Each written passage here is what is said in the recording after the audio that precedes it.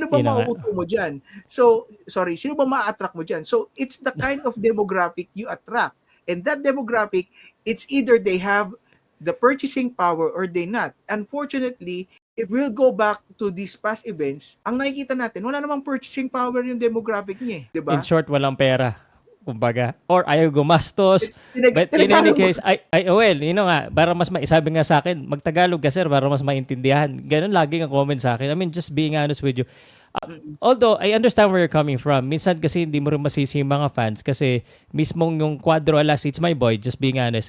Kung ano-anong mga nilalabas, syempre kung ano yung maestro, ganun din yung estudyante. Ganun Exactly. yung klaseng, yeah.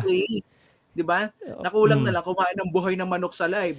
That's the kind of shenanigans that ano. So yun exactly what I'm saying. With the kind of content mm, you put out, you attract a certain kind of audience. Okay? So ngayon napag-usapan natin sila Edward Pulayan, sila Joshua Pasio.